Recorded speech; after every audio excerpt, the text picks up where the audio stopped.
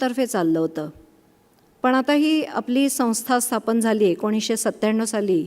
ही registered संस्था आहे आणि या संस्थेतर्फे आपले सगळे वर्ग चालवले जातात. आपले जे वर्ग आहेत ते बालवर्ग आहेत की 10 ते 18 वर्षाच्या लोकांसाठी, मुलांसाठी बालवर्ग आपण आयोजित करतो. पुण्यामध्ये सुद्धा बालवर्ग आहेत आणि तुम्ही जरूर तुमच्या पत्रकामध्ये पहा, तुम्हाला बालवर्ग सापडतील. त्याच्यानंतर प्राथमिक वर्ग जे 23 आठवड्यांचे हे आपण आयोजित करतो आपल्या या संस्थेतर्फे.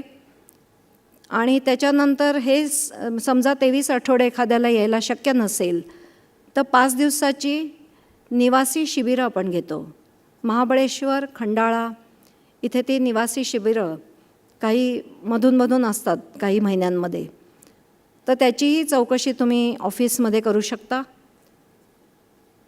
त्याच्यानंतर ज्या ठिकाणी, ज्या गावात, ज्या शहरामध्ये आम्हाला बोलवलं जातं, 25 साधक आम्हाला मिळाले तर आम्ही त्या गावामध्ये जाऊन शिबिर घेतो. त्याला अनिवासी शिबिर म्हणतो. म्हणजे साधक त्यांच्या घरी राहतात, आम्ही तिथे जाऊन राहतो आणि 5 दिवसाचं शिबिर घेऊन येतो शिक्षक. तर अशी अनिवासी शिबिरं, निवासी शिबिरं हे उपक्रम आपल्या संस्थेतर्फे चालू आहेत. त्याच्यानंतर प्रज्ञास्मरणिका दरवर्षी आपण काढतो. त्याच्यामध्ये बऱ्याचशा शिक्षकांचं मार्गदर्शनपर लेख असतात. विषयावरचे काही लेख असतात आणि अनुभव असतात, साधकांचे बोलके अनुभव, साधकांना आलेले. आता जसे अनुभव आपल्यापुढे झाले सादर, तसे अनुभव त्याच्यात खूप मोठ्या प्रमाणात असतात.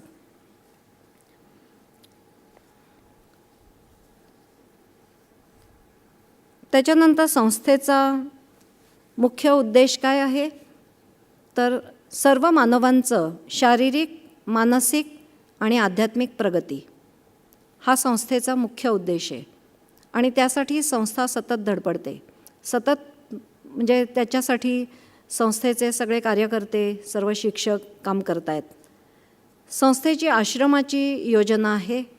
हा आश्रम मगाशी जसं मॅडमनी सांगितलं तसं कामशेतच्या जवळ नेसावे नावाचं गाव आहे आणि तिथे आश्रमासाठी 18 एकराची जमीन आपण संस्थेतर्फे घेतली गेलेली आहे. पुढील लवकरच म्हणजे आता त्याचं काम सुरू होणार आहे. त्याच्यानंतर ही विद्या इंग्रजी, मराठी, हिंदी आणि गुजराती या भाषांमधून शिकवली जाते. त्या भाषांचे पाठ तुमच्यासाठी उपलब्ध आहेत. जर एखाद्याला मराठी येत नसेल तर तुम्ही देणगी शुल्क देऊन दुसऱ्या तुमच्या भाषेचे पाठसुद्धा घेऊ शकता. आपल्याकडे काम करणारे जे शिक्षक आहेत, बालवर्ग शिक्षक 110 आहेत.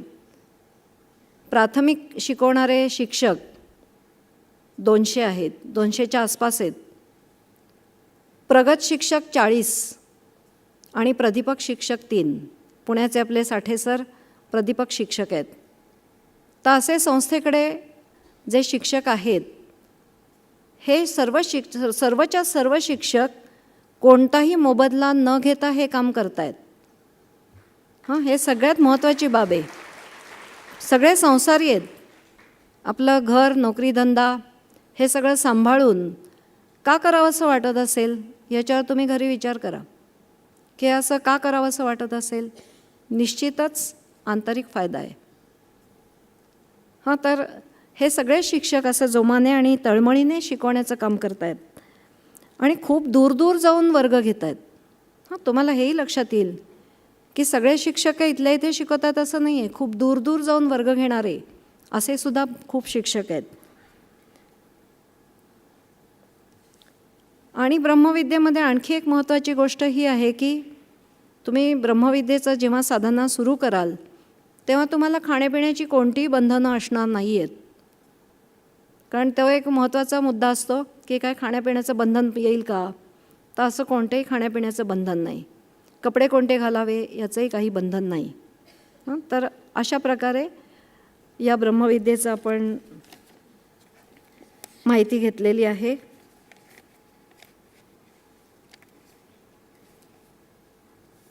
तर अशी ब्रह्मविद्येची प्रणाली आहे. आणि तुमचे काही प्रश्न असतील तर तुम्ही विचारा, किंवा तुम्ही ज्या वेळेला तुमच्या वर्ग जॉईन कराल त्यावेळेला तिथल्या शिक्षकांनासुद्धा तुम्ही प्रश्न विचारू शकता. कारण मला अर्धा तास दिलेला आहे, तेवढ्या वेळात आता प्रश्न बसतील की नाही माहीत नाही. प्रश्न आहेत का कोणाचे? मी जी सगळी माहिती सांगितली त्याच्यावरती काही प्रश्न असतील तरी विचारू शकता. धन्यवाद. आभारी आहे. खूप खूप धन्यवाद राईलकर मॅडम. जे साधक अनुभव सांगणार आहेत त्यांनी कृपया बॅक स्टेजवर यावेत. मिस्टर पाटील, आगाशे मॅडम आणि बेलके सर, कृपया त्यांनी बॅक स्टेजवर यावे. आता आपण परत काही साधकांचे अनुभव ऐकूया. प्रथम मी विकास वैद्य यांना व्यासपीठावर बोलवते. विकास वैद्य. Namaskar and good evening to all. I am Vikas Vaidya. I was born 62 years back and my age is 1 year. Now, why I say this, those who follow Brahma Vidya, they know, and those who do not follow yet, they will know when they start it. There is a small story which I would like to share with you. A few years back, some 10-12 years back, one gentleman told me about Brahma Vidya, and he told me that he is following it and he is finding it useful. And he asked me to, he persuaded me to follow the same. I asked him what is it about, and he told me that this Vidya tells you how to do breathing and how to do meditation. I was in the best of my health those days, and I said, breathing I know how to breathe, no need to teach me how to do breathing. And about meditation, I thought this is something which is to be done when you are already 65 or 70 years of age. I was hardly 50 that time. So I said, this is not for me. And I did not show any interest in it and totally ignored it. Now coming fast forward, in July 2014, one morning when I was shaving, I saw a small lump on my neck. It was not paining. After 2-3 days, I saw another 2 lumps on my neck. Then I got a little worried. I went to a nearby doctor, and he said, there is some swelling on your glands. You take some antibiotics, and then it will go away. I took it for 2-3 days. Nothing happened. A 4th one came near my ear, and then I got a little worried. I went to a relative doctor of mine in a big hospital here in Pune. And then I asked him, what is this? He said, let us get sonography done. This is not something normal. So I went for sonography, and the doctor who was performing sonography, I asked him, what is it? He said, wait, let the senior doctor come. The senior doctor came, and he was wearing a very serious face. I asked him, doctor, was it? He said, normally we don't tell you, but okay, if you are insisting, I must tell you that this is some kind of lymphoma, a type of cancer. So I will recommend that you go for biopsy and let the biopsy result come, then the treatment will be decided by the doctors. So I got admitted in the hospital. Till that day, I had never entered any hospital for admission. That was the first time I entered the hospital for admitting. And then the biopsy was done. As suspected, the result came and it was positive. I was that day officially announced as a cancer patient. Next 6 to 7 months, I went through rigorous sessions of chemotherapy, 6 sessions of chemotherapy, and 22 sessions of radiation. The radiations were really killing. It killed all the taste buds of my tongue. I was not knowing what I was eating. I was in the worst of my mental and physical health that time. But those days somehow passed away. Then a PET scan was done, and the doctor said, okay, now you are okay, but every 3 months you should get regular checks done, and this should continue for 3 years. I said, okay, fine. In July 2015, when all this, everything was over, I started getting severe breathing troubles, and I was spending sleepless nights. I said, what is this happening now? I went to the doctor, and he said, this is the after effect side effect of the chemotherapy drugs. Your heart has become weak. Then again I got admitted in CCU for a couple of days. They injected few things in my heart. And then they said you should take bed rest for 3 months, which I didn't do. Then I was thinking, what should I do now to get away from this disease? And then this thing came up. I inquired about it, and then I started doing this. That was in August, September 2015. And those 22 weeks of breathing exercises and meditation, they were so powerful and so effective that I realized that if I had done this Brahma Vidya 12 years back, when my friend was suggesting, I would not have faced the physical problems which I faced a couple of years back. But it was my serious mistake. 3 months back, I went for my PET scan as a regular routine, and that time I had already completed all my sessions of Brahma Vidya, and I was feeling very joyous, very cheerful. That day when I went for PET scan to Mangeshwar Hospital, I was in a very joyous mood, as if I was going for a picnic. I went to the hospital. When my body entered the scanning machine, I was saying to myself the strong affirmations of Brahma Vidya that I am not subject to any disease.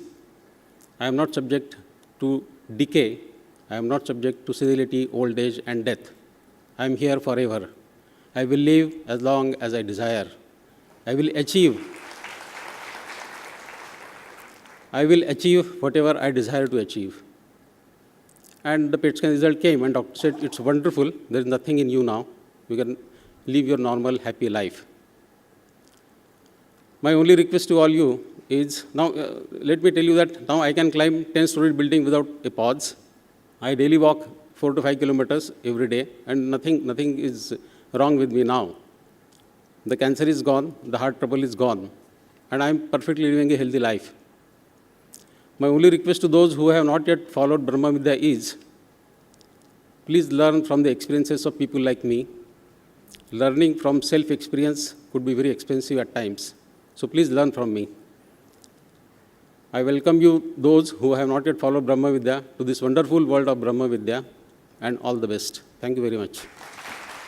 ब्रह्मविद्येने खरंच आपण कुठल्याही दुर्दम आजारावर मात करू शकतो. धन्यवाद वैद्य sir. मी मेघना गानू यांना व्यासपीठावर येऊन अनुभव सांगण्यासाठी विनंती करते. मेघना गानू. नमस्कार, मी मेघना गानू. मी माझे ब्रह्मविद्येचे अनुभव तुम्हाला सांगायला मला आवडेल. मी याबद्दल पेपरमध्ये वाचलं होतं, पण आमच्या ओळखीत कोणीच हा कोर्स केलेला नव्हता. त्याच्यामुळे एका कोर्सची फक्त पेपरमध्ये आलेली बातमी एवढंच माझ्या लेखी याचं स्वरूप होतं. नोव्हेंबर 15 माझी केमोथेरपी संपली आणि या ट्रीटमेंटमुळे मला खूप अशक्तपणा आलेला होता. सकाळी मी फ्रेश असायचे, पण संध्याकाळ झाली की माझी बॅटरी डाऊन, अशी तब्येत होती. मग एकदा परत ब्रह्मविद्येची जाहिरात मी पेपरमध्ये वाचली आणि हे श्वसन प्रकार आणि ध्यानाचं दुर्मिळ तंत्र आहे तरी काय, अशी माझ्या मनात उत्सुकता निर्माण झाली. आणि आठवड्यातनं एकच दिवस आहे म्हटल्यावर आपल्याला झेपू शकेल असंही मला वाटलं, म्हणून मी हा कोर्स करायचं ठरवलं. प्रत्येक गोष्टीची एक वेळ यायला लागते, तशी माझी वेळ आता आलेली होती.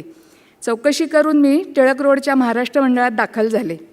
जसे जसे एक एक रविवार जायला लागले तसतसं मला या विद्येचा वेगळेपणा जाणवायला लागला.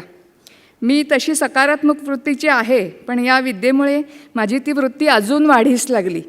माझ्या विचारांमध्ये ठामपणा आला आणि या विद्येच्या सरावाने, सहाय्याने आणि माझ्या प्रामाणिक प्रयत्नाने मी कोणत्याही अडचणींवर आणि रोगांवर मात करू शकते असा आत्मविश्वास माझ्यात आला.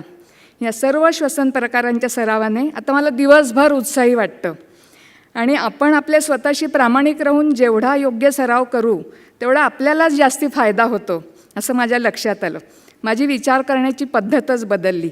आता मला सर्व दृष्टीने अतिशय छान वाटते आणि मी आयुष्यभर या विद्येची साथ सोडणार नाही असा मी निश्चय केलेला आहे. या विद्येच्या साहाय्याने मी मला हवे आहे ते चांगले आरोग्य प्राप्त करणार आहे असं मी खात्रीने सांगू शकते. माझ्या ओळखीच्या लोकांना पण मी याचे महत्त्व सांगणार आहे. कारण प्रत्येक माणसाला चांगलं आरोग्यसंपन्न जीवन जगण्याचा अधिकार आहे आणि ब्रह्मविद्येच्या सहाय्याने ते मिळवणे हे त्याच्याच हातात आहे. आपल्या सर्वांच्या आयुष्यात ब्रह्मविद्येच्यामुळे चांगल्या अर्थाने क्रांती घडावी असं मला वाटतं. ब्रह्मविद्येच्या प्रती मी कृतज्ञ आहे. नमस्कार. धन्यवाद गानू मॅडम, खूपच छान. आता मी सुनंदा आगाशे मॅडमला व्यासपीठावर येऊन त्यांचा अनुभव सांगण्याची विनंती करते. सुनंदा आगाशे. आदरणीय गुरुजन आणि येथे उपस्थित सर्वांना माझा नमस्कार. मी ब्रह्मविद्येत येण्याचं खरं कारण म्हणजे प्रतिकारशक्ती टिकवून ठेवणाऱ्या अवयवांनी साथ सोडल्याने सतत उद्भवणाऱ्या प्रकृतीच्या तक्रारी. औषधे तर सुरू होतीच, पण त्यावरच अवलंबून न राहता त्याला व्यायामाची जोड देऊन सततच्या तक्रारींवर मात केली पाहिजे हा विचार सातत्याने मनात होता. परंतु अपघातामुळे पायात ठाण मांडून बसलेल्या स्क्रूजमुळे योगासने करणे शक्यच नव्हते. त्यामुळे प्राणायामाचे निरनिराळे प्रकार शिकावे असे ठरवले असतानाच एका परिचितांकडून ब्रह्मविद्येविषयी कळले. हा अभ्यासक्रम आपणही करावा या विचारात असतानाच अचानक तब्येत बिघडली आणि दवाखान्यात दाखल व्हावे लागले. मग मात्र दुखण्यातून बरे झाल्यावर वर्तमानपत्रातील माहितीपत्रक हातात पडताच मी 2013च्या ऑक्टोबरमध्ये ब्रह्मविद्येच्या प्राथमिकच्या अभ्यासक्रमास प्रवेश घेतला आणि आश्चर्य म्हणजे कोणतीही अडचण न उद्भवता हा माझा अभ्यासक्रम यशस्वीरित्या पूर्ण झाला. या अभ्यासक्रमाच्या दरम्यान घेतलेला श्वसन प्रकार आणि ध्यानाच्या सीडीचा नियमित सराव आणि साधनेसाठी मला खूपच उपयोग झाला. आता सध्या माझा प्रगतचा अभ्यासक्रम चालू आहे. या अभ्यासक्रमात शिकवलेले सर्व श्वसन प्रकार आणि ध्यानाच्या नियमित सरावाने तब्येतीतही हळूहळू सुधारणा होऊ लागली होती. थोड्याशा श्रमाने होणारी दमछाकही कमी झाली होती. तसेच पचनशक्ती पण सुधारू लागली होती. एवढेच नाही तर मध्यंतरी उद्भवलेल्या डेंग्यूच्या आजारातूनही मी लवकर बरी झाले. आता मी स्वास्थ्य आहे हा विचार मनात पक्का रुजला आहे. येथे शिकवलेली 9 शाश्वत सत्ये तसेच ध्यानधारणेची बोधवचने मी मनातल्या मनात सतत घोळवत असते. आपण मानवी रूपातील परमेश्वर आहोत आणि परमेश्वराला कोणतीही गोष्ट असाध्य नाही ही भावना मनात दृढ झाल्यामुळे मनातील नकारात्मकता कमी होऊन सकारात्मकतेत वाढ झाली आहे आणि त्याचा उपयोग मला माझ्या ऑफिसच्या कामातही होतो आहे. प्राथमिक अभ्यासक्रमात प्रगतची जोड मिळाल्यानंतर माझ्यातील परमेश्वराची प्रचिती देणारा जो अनुभव मी जगले तो आज तुमच्यासमोर व्यक्त करताना मला आनंद होत आहे.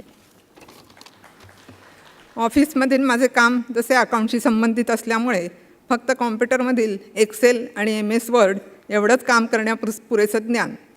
परंतु जेव्हा माझ्या साहेबांनी त्यांचे दुसरे पुस्तक लिहायचे ठरवले तेव्हा सुरुवातीपासून शेवटपर्यंत त्यांची संपूर्ण जबाबदारी त्यांनी माझ्यावर सोपवली.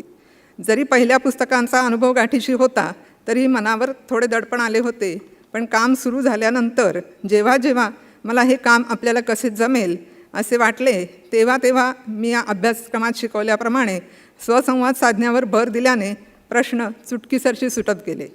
त्यामुळे अपरिचित अशा पेजमेकर आणि कोरल ड्रॉ यासारख्या सॉफ्टवेअरचा वापर करताना आलेल्या छोट्या मोठ्या अडचणींवर मात करत मराठी व इंग्रजी अशा दोन्ही भाषांमधील पुस्तकाचे काम माझ्या हातून यशस्वीरित्या पूर्ण झाल्याचे समाधान मला लाभले ते केवळ ब्रह्मविद्येच्या साधनेमुळेच. आणि जवळपास 450 पानांचं इंग्रजीमधील real live God and human delusion नावाचं पुस्तक आज वाचकांसाठी ई-बुक आणि पुस्तक स्वरूपात उपलब्ध होऊ शकले ते केवळ ब्रह्मविद्येमुळेच. या कामाच्या यशाचे संपूर्ण श्रेय मी ब्रह्मविद्या माऊलीचंच देते आणि तिचे शतशः आभार मानते. जाता जाता एक गोष्ट जरूर सांगावीशी वाटते की तुमचा श्वास आणि विचार हेच तुमचं अनमोल धन आहे, तर तेच तुमचं जीवन आहे. ऐहिक आणि भौतिक सुख कितीही असले तरी त्याबरोबरीनेच तुमचे शारीरिक आणि मानसिक स्वास्थ्य उत्तम असणे गरजेचे आहे. तेव्हाच तुम्ही जीवनाचा खरा आनंद घेऊ शकता. आजकालची आजूबाजूची परिस्थिती पाहता खरं तर बालवयापासूनच मनावर ब्रह्मविद्येचे संस्कार होणं नितांत गरजेचं आहे असं मला वाटतं. तरच उत्तम शारीरिक व मानसिक स्वास्थ्य लाभलेली सुजाण पिढी निर्माण होईल. योग्य विचार, योग्य आहार व त्याचबरोबरीने श्वसन प्रकार आणि ध्यानाचा सराव केला तर हे जीवन खरोखरच सुंदर आहे. आपण किती भ्रमात जगत आहोत याची जाणीव करून देऊन सत्याकडे घेऊन जाणारी ब्रह्मविद्या माऊली तसेच आम्हा शिकवणारे आमचे सर्व शिक्षक आणि गुरुजन या सर्वांप्रती अत्यंत संतोषपूर्ण व आदरयुक्त भावनेने मी कृतज्ञता व्यक्त करते. धन्यवाद. नमस्कार. धन्यवाद आगाशे मॅडम. कृतज्ञता व्यक्त केल्याशिवाय आपला कार्यक्रम संपन्न होऊ शकत नाही. आजचा आपला मेळावा सुरळीत पार पाडण्यासाठी ज्यांनी परिश्रम घेतले त्या सर्वांविषयी कृतज्ञता व्यक्त करण्यासाठी मी पूनम पिंगळे मॅडमना व्यासपीठावर येण्याची विनंती करते. नमस्कार. आजचा आपला हा ओळख ब्रह्मविद्येची कार्यक्रम नेटका, सुंदर व यशस्वी करण्यामागे असंख्य जणांचे हातभार योगदान लाभले आहेत. या सर्वांचे ब्रह्मविद्या साधक संघातर्फे आभार मानण्याची महत्त्वाची जबाबदारी आज माझ्यावर सोपवली आहे. सर्वात आधी आभार तुम्हा प्रेक्षकांचे. आज गुरुवार वर्किंग डे, तरीसुद्धा इतक्या प्रचंड संख्येने आपण उपस्थित राहिलात, तल्लीनतेने ऐकून मनापासून दाद दिलीत व आता एवढ्याच उत्साहाने पुण्यात वेगवेगळ्या ठिकाणी सुरू होणाऱ्या वर्गांना देखील उपस्थित राहणार आहात. त्याबद्दल मी आपले मनापासून आभार मानते. साधक संघाच्या विश्वस्त आणि आम्हाला गुरुस्थानी असलेल्या सौ कल्पना राईलकर मॅडम, ज्यांनी आपल्याला अगदी साध्या सोप्या सरळ भाषेत ब्रह्मविद्येची ओळख करून दिली. तसेच साधक संघाच्या पुणे विभागाचे प्रमुख श्री साठे सर, की ज्यांच्या मार्गदर्शनाखाली हा मेळावा संपन्न झाला, तेही आम्हाला गुरुस्थानी आहेत. ह्या दोघांचे आम्ही सदैव ऋणी आहोत.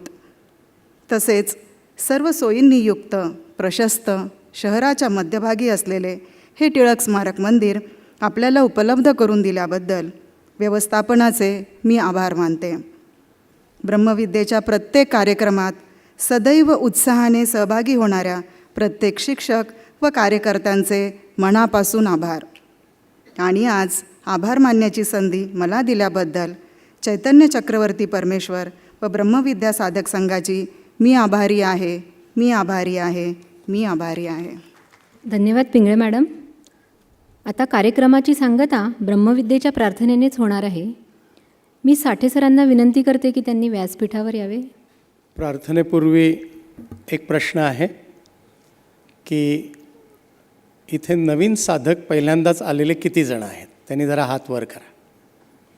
छान, धन्यवाद. तर प्रार्थनेपूर्वी सगळ्यांनी सुरुवातीला जसे आपण बसलो होतो तसे बसा. टाचा जुळवून घ्या. हाताचे तळवे वरती ठेवा, गुडघ्यावर किंवा मांडीवरती हात ठेवा. डोळे मिटून घ्या. श्वासाकडे लक्ष द्या.